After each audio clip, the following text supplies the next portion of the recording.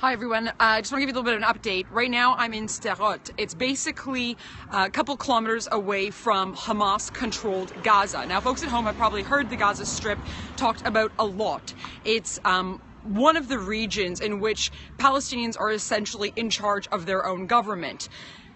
Back in 2005, the Palestinians in the territory elected Hamas, which is known worldwide as a terrorist organization, to lead them, and they haven't had elections since.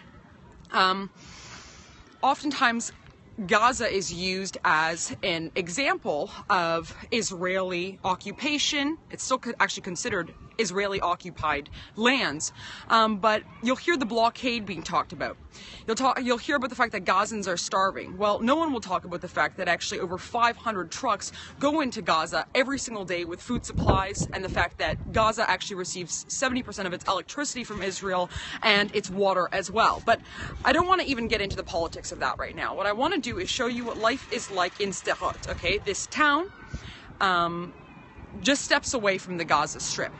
What I'm standing in front of right now is a school. It's an elementary school. You can hear probably kids playing in the background.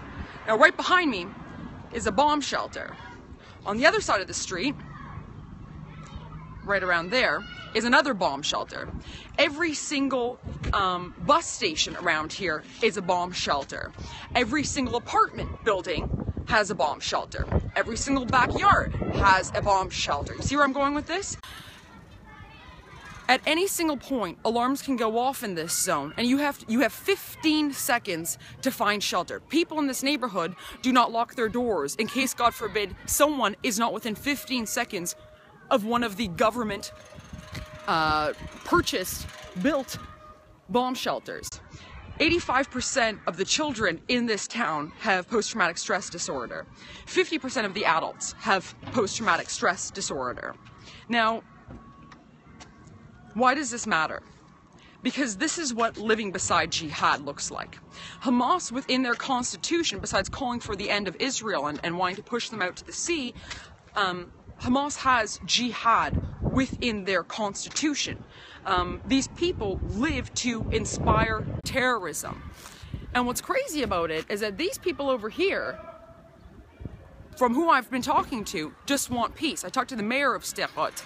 He said that of his 7 children, 3 of them suffer from PTSD. His 6-year-old daughter has to sleep with the mayor and the wife every single night because she can't be alone. She doesn't function like a usual 6-year-old, and she has to go, as I understood it, for therapy at least once a week.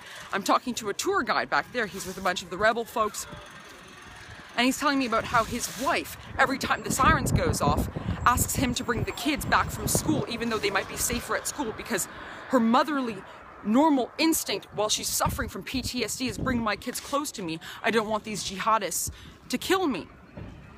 The mayor told me that he has absolutely no hope for this town getting any better relations with Hamas. We don't know when their next elections will be. But as a larger point, and I don't have to spell it out for you, folks are smart enough. I don't have to tell you that what I'm trying to imply here is Jihad, fundamentalist Islamism is incompatible with democracy and freedom, and kids like those behind me playing. Can you imagine having played in a playground and always having to be 15 seconds away from a bomb shelter? I mean, what the hell?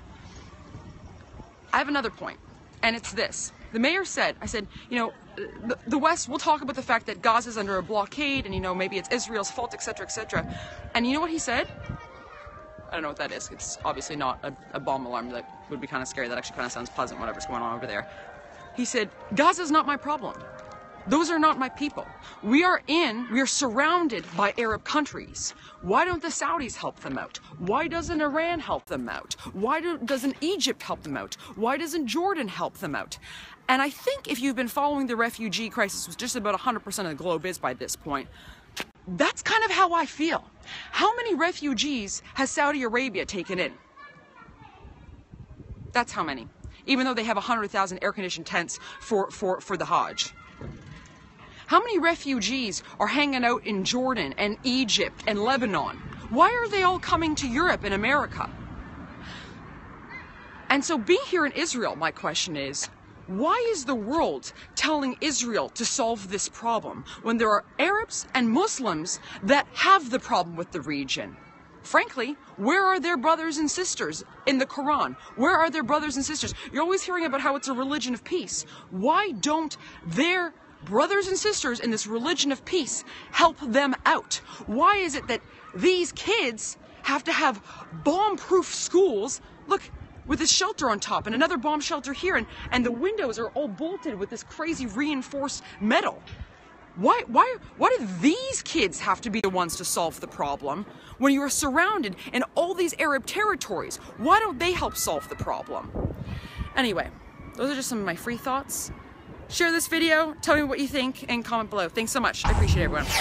If you want to hear the other side of the story when it comes to Israel, support our journalism by going to rebelisrael.com.